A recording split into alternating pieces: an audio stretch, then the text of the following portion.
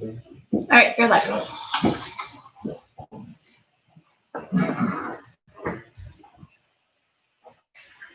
right, you ready, Mike? Yeah. All right, good morning, everybody. I'd like to welcome everybody to the Monday, June 22nd, 2020 Commissioners meeting. Call it to order. Please stand and pledge allegiance. Pledge allegiance to the flag of the United States of America and to the republic for which it stands, one nation under God, indivisible, with liberty and justice for all. I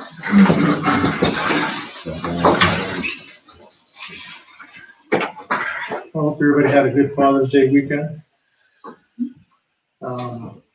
So first on our agenda will be public comment, any public comment.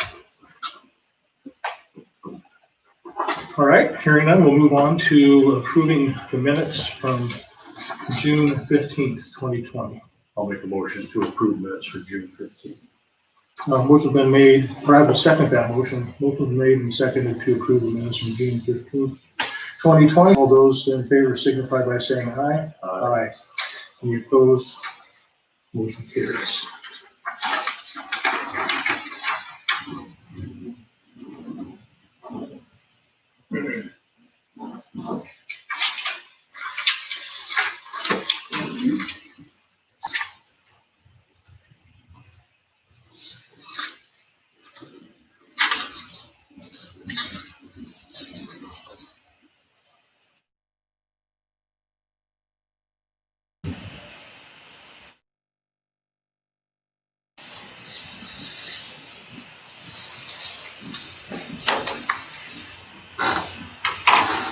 Let's see, we got some mail and some claims to take care of. We'll go ahead and do that. I have a letter here from the DEQ, which is a general permit for disinfected water and hydrostatic testing.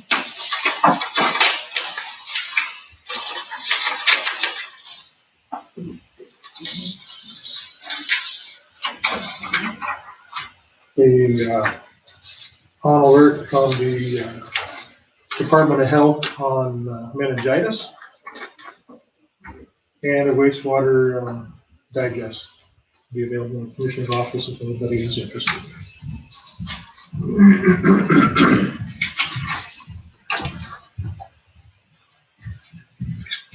We have payroll claims in the amount of $508,000.49.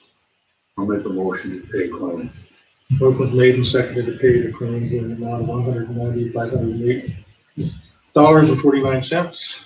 I'll second that motion. All those in favor signify by saying aye. Aye. Any opposed? Motion carries.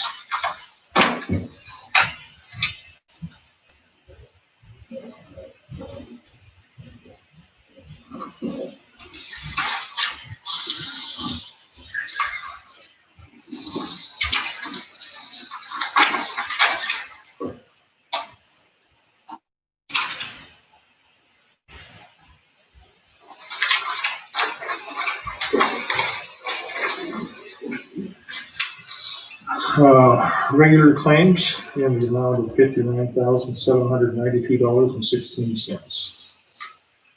I'll make a motion to pay claims in said amount. Motion been made. I will second that motion. Motion been made and seconded to pay claims in the amount of $59,792.16. All those in favor signify by saying aye. Aye. Any opposed? Motion carries.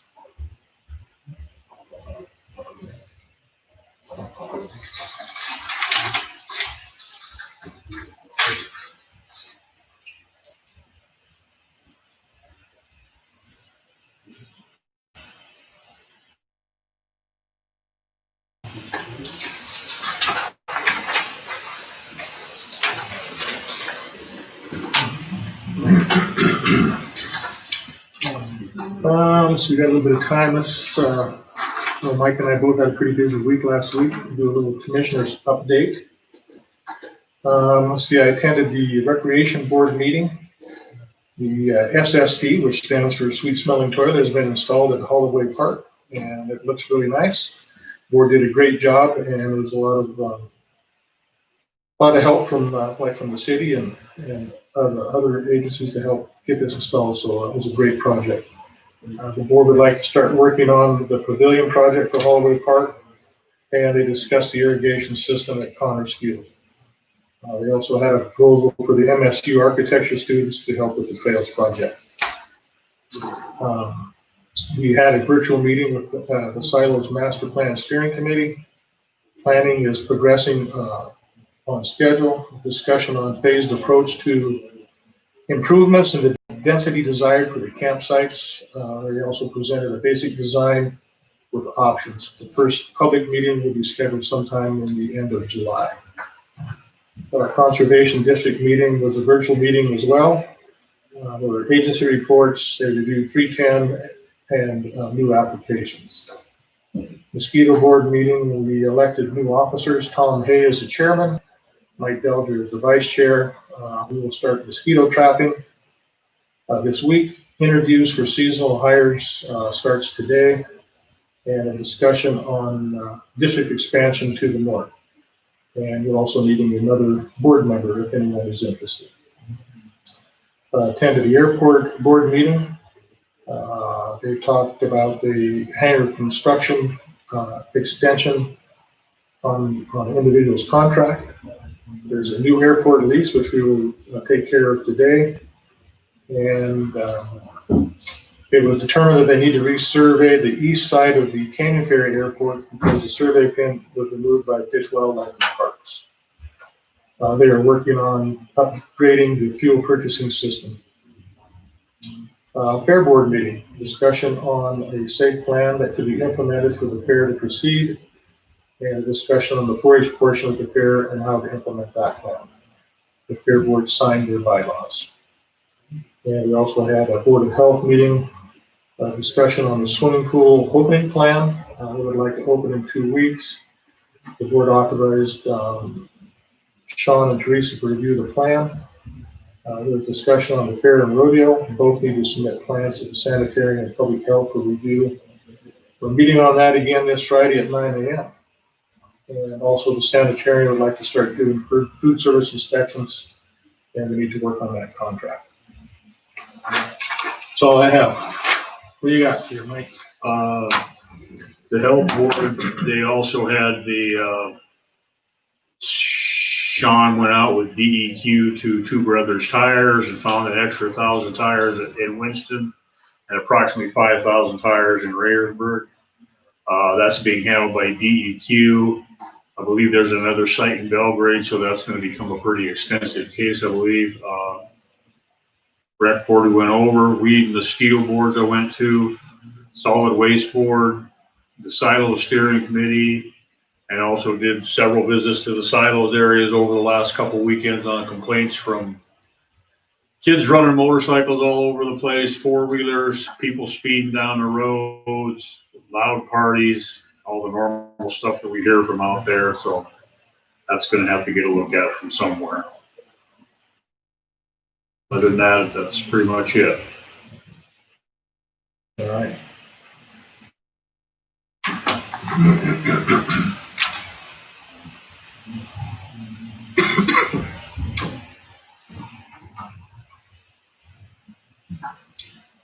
Any COS, Nicole, nothing?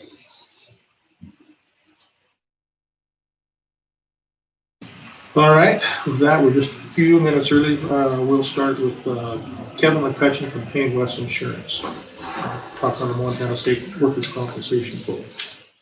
Welcome, Kevin. Thanks for coming down this morning. Yeah, thanks for having me. You can bring your chair right up here if you'd like. Sure. Try not to spill something along the way, I suppose.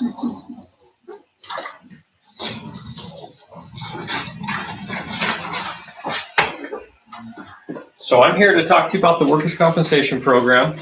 As you are aware, the current program you're in, which is the MACO program, the MACO Trust, is dissolving they're dissolving the trust for a go-forward basis. They're going to continue to handle any of the prior claims.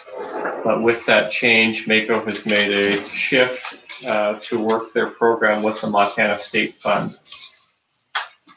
With that change, I brought a comparison of where you were with the Mako Trust versus what it would look like with the Montana State Fund. This is a July 1 renewal date, which matches the renewal date of your prior program as well.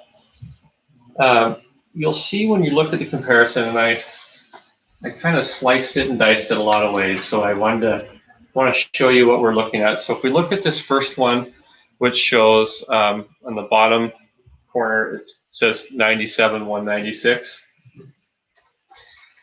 What that is, it's a payroll comparison from this far side is the Mako program you're coming off of versus the Montana State Fund program. And they're a little different because the payroll estimates being used are slightly different as well. You can see if you come kind of in the middle where it says total payroll, there's 2.9 million last year versus estimated 2.5 million this year. Those are based on payroll estimates that we received through Mako. But what I've done there is showed if you took those same numbers and you looked at what you would have paid for workers' compensation last year, it would have been 174,709 for all of the county employees. In that same light, using a little less payroll, we've got 97,196 going forward this year. So that's a drop of $77,513 from year to year. Now, on the next comparison I gave you, that shows an apples to apples. So that shows based both on the 2.9, I actually forgot to adjust. No, hang on, I grabbed the wrong one on my side. Okay, so if you look at that next attachment, that shows an apples to apples using both 2.9 million. I wanted to just show this for illustration purposes. But if you looked at that, you have the same 174,709 you paid last year versus 122,632 this year, which would be a reduction in cost of $52,077. So either way, you slice it and dice it, your cost basis is going down significantly this year with the change in programs. An item to mention in here, and I can go as far in depth as you want on this or not, but you do have an experience mod factor of 1.34 going forward. The Montana State Fund does it a little different than the Mako Trust did it. The Mako Trust had a cap on your experience mod. The highest you could go is a 1.25 in the group. Now the Montana State Fund reports the loss information to the NCCI, which is the National Council on Compensation Insurance. They create the experience mods and the rates for almost every state in the country. There's a few that they don't do, but when they do an NCCI experience mod calculation, what they're doing is they're basing you off of others in the state of Montana and your same codes. So all other counties, same class codes, and it can go based on your performance. So if you have a horrific performance, it can go well over a 2.0. So when you look at what the average is on that, 1.0 is the average. So you're a little higher. However, when I break that down a bit, your 2016-17 policy year is the driver of all of this, and that was the tragic shooting of Officer Moore. That's one of the larger claims in the whole work comp program. Is there a time frame when that isn't a factor in it? Next year, that should fall off. Okay. Yeah. So Hopefully we don't have any major events, we could expect our mod factor to To decrease. drop down dramatically. Yes. Yes. And when you're talking through those things, when I look at the future, now that 1 year was certainly an unfortunate year, and some tough things happened, of course. But when you look at the future years, there's, from an experienced mod driver, there just isn't any significant claims at this point, unless something develops that we are unaware of at this juncture. I anticipate that experienced mod to drop down pretty dramatically in the future. How does our safety program that we started play into this mod factor? So that's a great question. We're going to continue to do the same things that we're doing right now from a safety perspective. If I really look at your losses, you actually perform quite well. Like I said, we had one unfortunate situation, but really overall, your safety program is performing quite well. In fact, I know Mike Myers out there was meeting with Brody Lachine from our safety department, and they meet on a regular basis. Brody is available at no additional cost to provide safety services, safety resources, and he and Mike are in constant contact, and it really has gone quite well. So you're on the right track from that.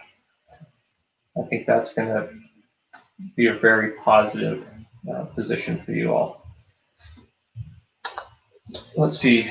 There's not a lot more to touch base on. I do think it's worth noting that the MACO program with the Montana State Fund has a dual dividend potential to it.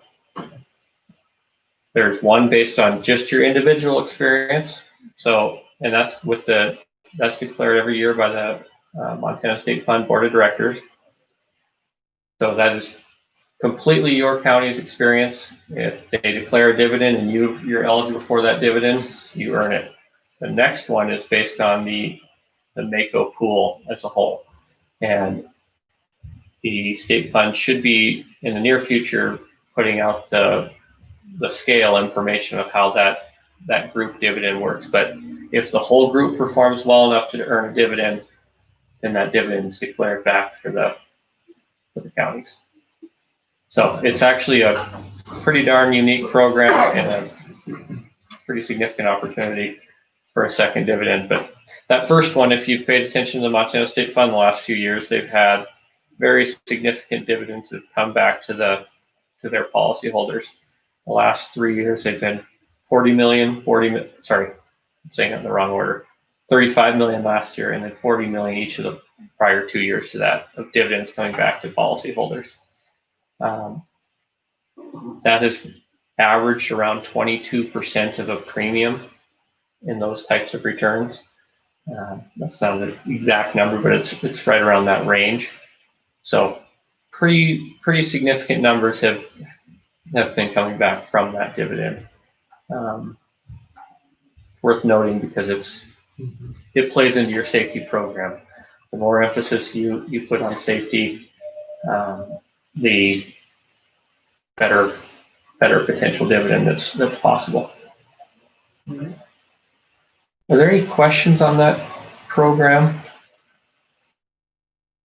From a payroll basis, we're using estimates, but you're going to report payroll as you go. So this could, ebb and flow a little bit, but these kind of give a snapshot of an annual picture. And the real annual picture to use is that 2.5 million in payroll, because I believe that's the estimate that MACO has that they went with on the initial, which, by the way, matches this last sheet I gave you in here, which is that Montana State Fund actual quote. So what happens in the situation where this is just a quote based on this projection? Are we going to have, because this does affect our budget, and that's what we're trying to sort out right now if we're going to our budget. Are we gonna be pretty close? I would think so. They've judged it based off of past information. If you want to go really safe, I'd go with the 2.9 from a budgetary standpoint, and then I don't think you'll shoot over that. I guess I can't tell you for 100% because you could hire and do all kinds of things, but if you're looking compared to last year to this year, you should see a fairly substantial reduction in cost here. And I'm going to meet with Debbie after this to go through some of these items as well. But if there's some payroll projection changes that we get out of that, we'll rerun this so you can have a more accurate. All right, perfect. Well, I think you've answered most of my questions. What do you think? Yeah, no. Seems pretty cut and dry. Okay, good. I guess when this was discussed at our making meeting, there's a lot of discussion on making these changes. Maybe just for everybody's benefit, maybe talk a little bit why that came about. Sure. There's a few things to it. Number one, the workers' compensation rates in the state of Montana have been dropping since 2011. House Bill 334 made some changes in the way workers' compensation claims were handled. There's numerous changes that took place there, but since 2011, the rates have dropped. Almost every year they've dropped.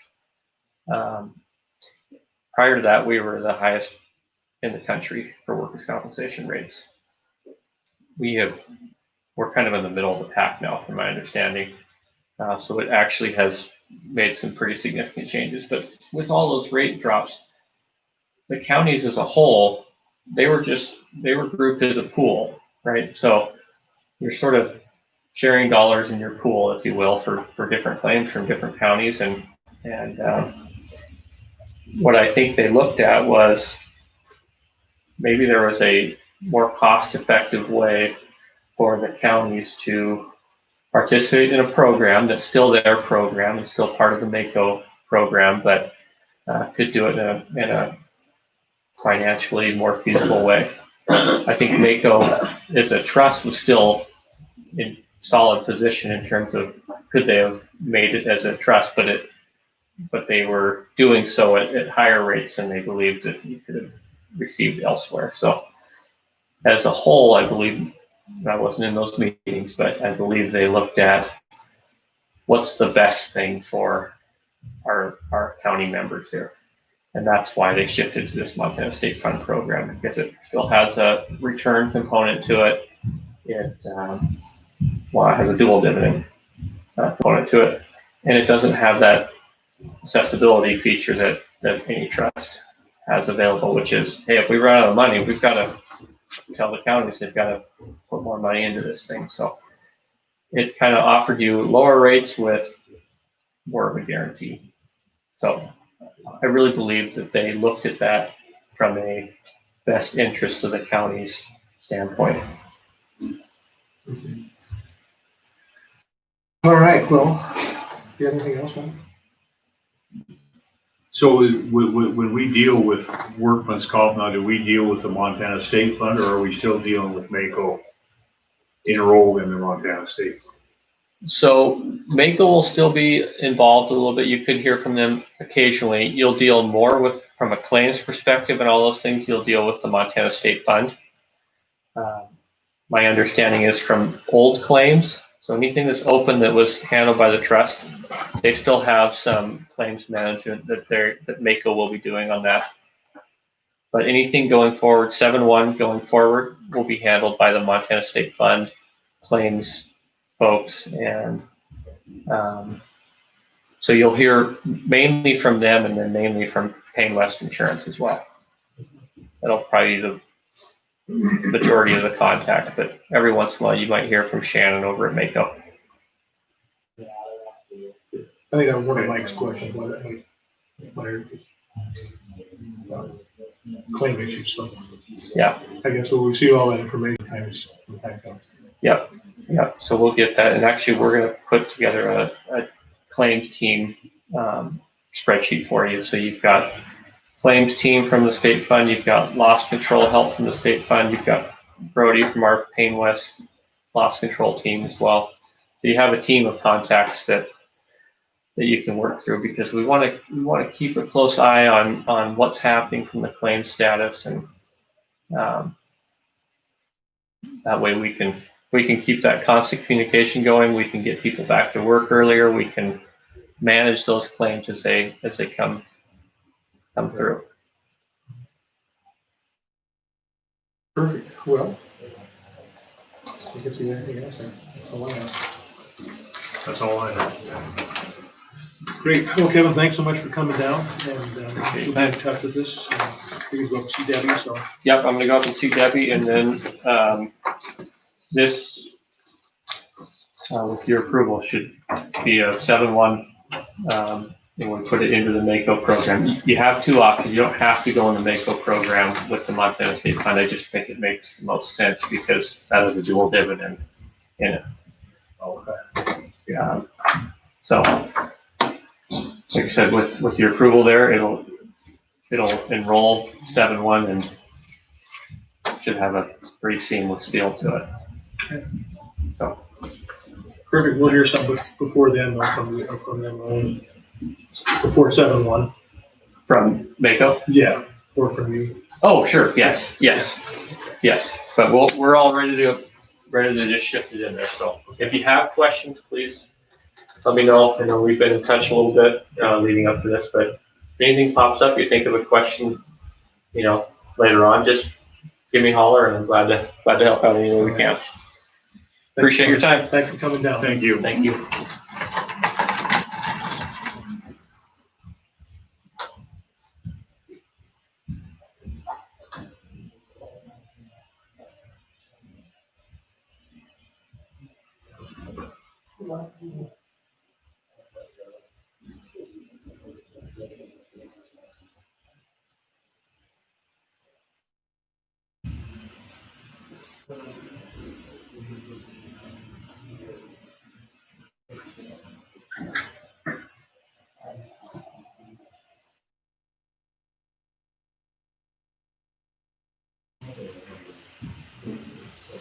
Okay, so next on the agenda is the CARES grant, number 3-3078-012-2020.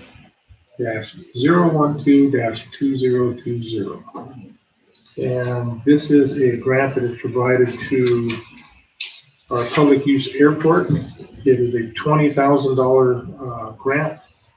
The grant money has to be used within the next 4 years. And it can be used for reimbursement of any of the airport's operational maintenance expenses or debt service payments. So anything that they would normally use their budget for, they can use this grant on. And let's see. The grant pays 100% of the allowable costs incurred as a result of the grant. So it's 100%, there's no match, and it's a pretty good deal for our little airport to have some extra money to do some of the updates that they need to do out there.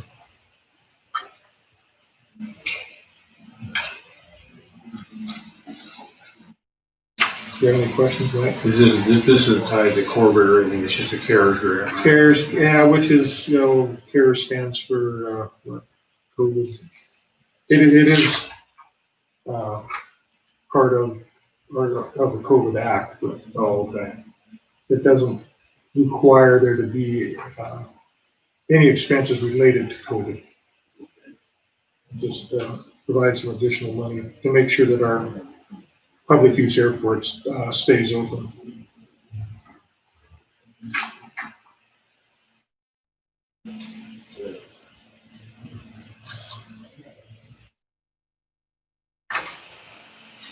I guess what it says here, it's to help offset the decline in revenues from diminished airport operations. So that's the reason for it. I'll make the motion to approve the CARES grant. Okay, I will second that motion. Motion's made and seconded to approve the CARES grant for the airport. Then your public discussion. Any discussion? Hearing none, all those in favor signify by saying aye. Aye. Any opposed? Okay, motion passes. So the way this grant works is it has to be electronically signed, so we will electronically sign it. We'll go to our county attorney, he will electronically sign it. We'll go to Mayor Evans in the city of Townsend, he will electronically sign it. So that's how that paper trail works.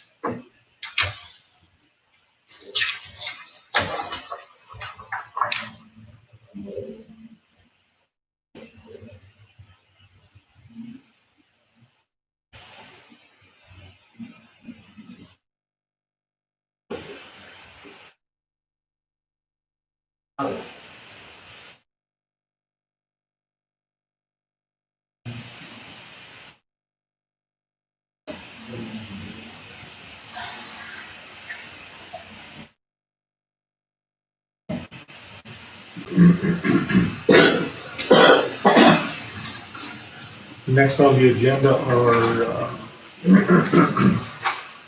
solid waste metal recycling bids. And we have approximately 400 tons of scrap metal up at the transfer station that we've been accumulating for I don't know how many years, but it's quite a large pile. And we have received 2 bids, one from Modern Recycling, and their bid was $76 a ton. The other is from they're located in Victor, Montana.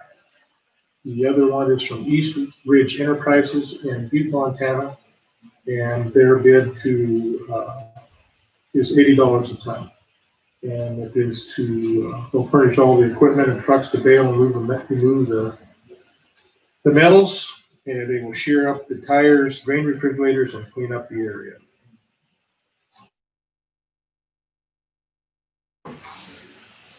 I'll make a motion to approve the bid from East Ridge Enterprises.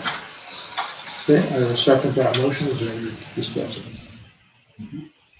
Any discussion? Hearing none, all those in favor signify by saying aye. Aye. Any opposed? Okay, the motion carries. So we will award that bid to East Ridge Enterprises out of Butte, Montana for $80 a ton. And we expect if there is truly 400 ton there, we could expect possibly $32,000 to return back into our solid waste budget, which would be great. It would help them out immensely.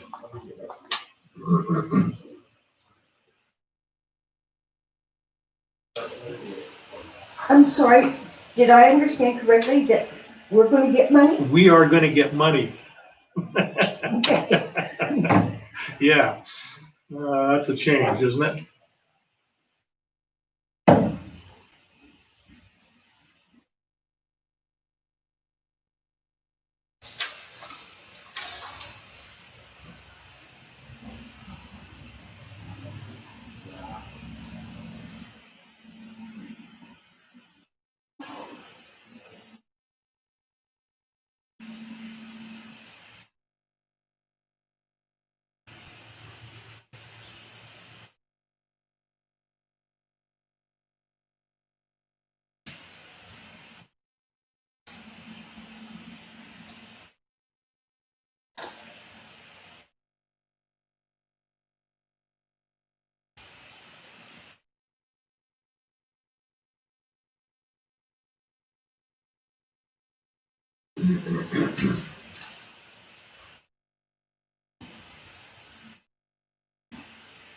Next on our agenda are 2 MOUs, memorandum of understanding. One is from the Montana Stock Growers Association. The other is from the Montana Wool Growers Association. And this is for the protection from destructive animals. And this is an assessment that's done on folks that have livestock. And this money is collected and it's distributed back to the the predator control poles. So, first one for the Montana stock growers is allocation of $8,464 with protection of cattle from destructive animals. And it will be billed semi-annually from December 1st to June 1st. And the agreement is that the wildlife specialist will conduct wildlife services in Broadwater and Gallatin counties and a portion of Marr County west of Highway 89. Funds generated under this agreement will be expended within Broadwater County for the costs associated with the wildlife service specialist. And also to contract any fixed wing or helicopter.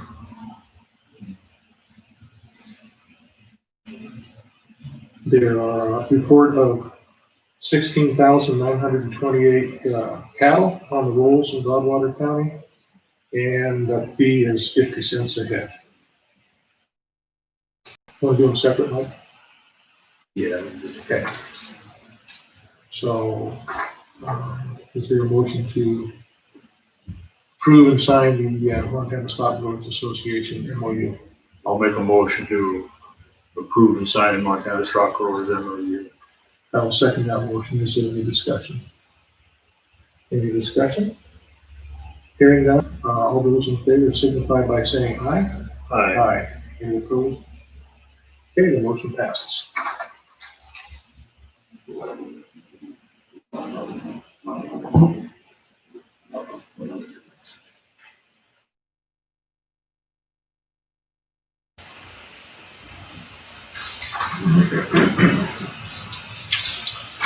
The next one is for the Montana Wool Growers Association, and it is similar, an allocation of $1,010 for protection of sheep from destructive animals. It will run from December 1st to June 1st, and wildlife service specialists will conduct services within the same area. And the airplane will be used where feasible and funds available.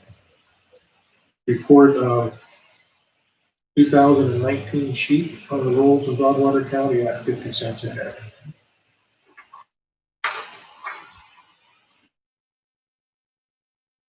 I'll make a motion to approve the Montana Wool Growers Association. I will second, the motion been made, and I will second that motion for the Montana Wool Growers Association MOU. Is there any discussion? Any discussion? All those in favor signify by saying aye. Aye. Aye. Any opposed? Motion carries.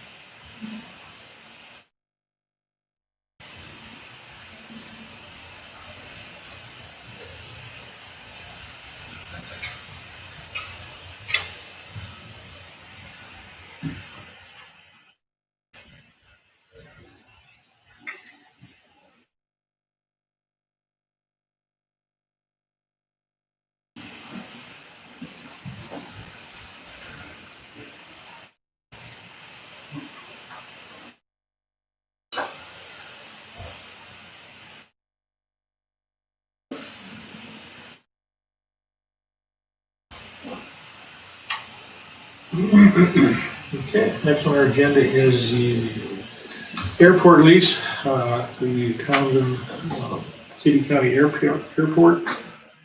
The leaseholder is Robert Cody Rec. And the attorney Corey Swanson has reviewed this lease agreement and all these other, the MOU and the grants that we've had here today. He's reviewed and approved them.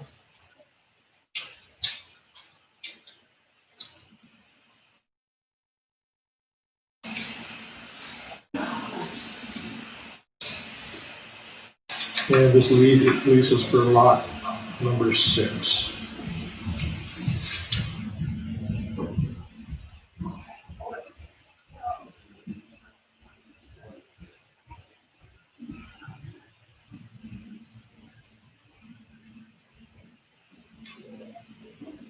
I'll make a motion to approve the lease. Okay, I'll second that motion. Motion made and seconded to approve the lease for Cody, or Robert Cody Rec. Is there any discussion? Any discussion?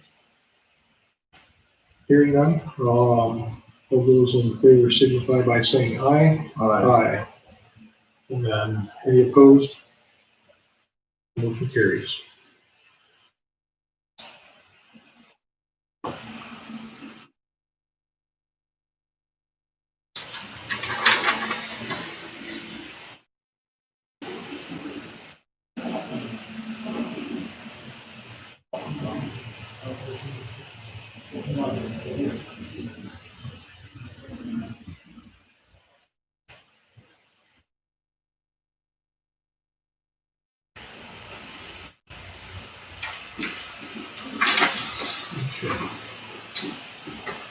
Do you want to copy this, man, or should I just take it to the city? Let's put this information off, and then I'll get right back to you. Okay. Thank you.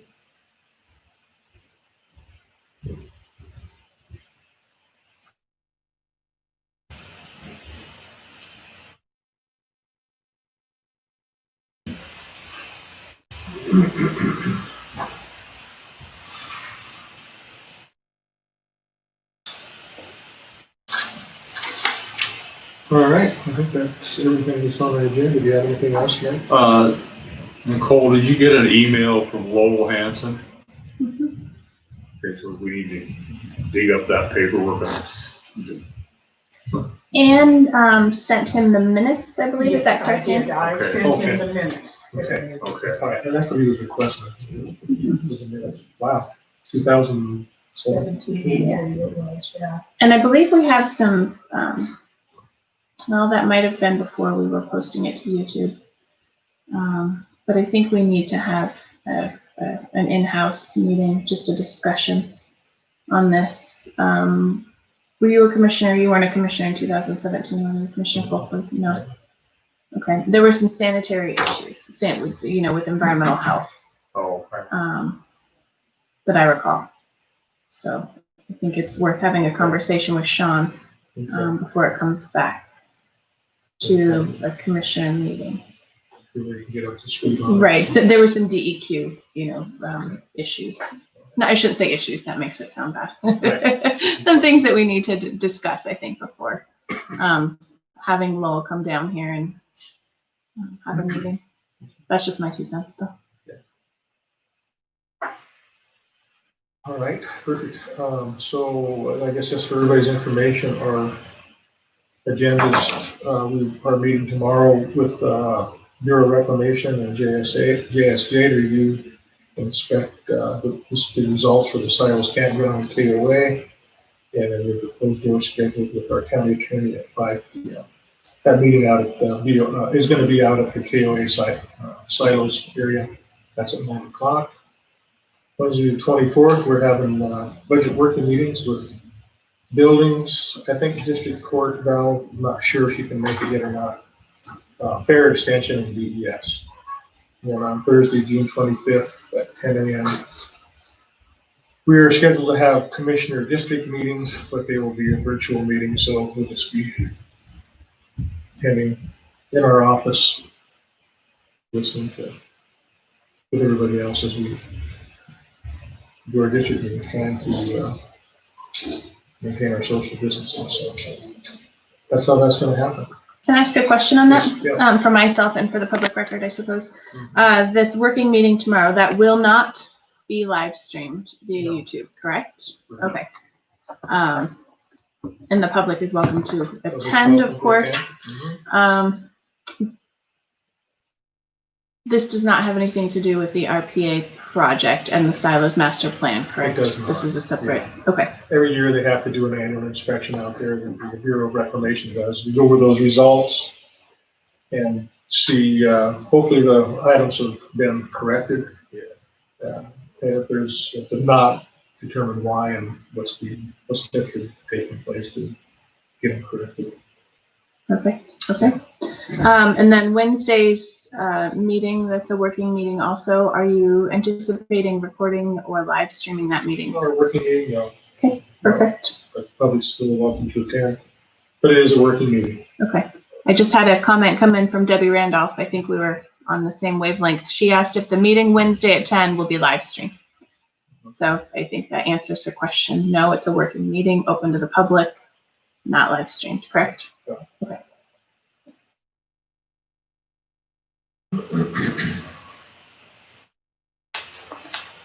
All right. Anything for the good of the order? No? Nope. Okay, we will adjourn at 10:46. Thank you, everybody, for coming.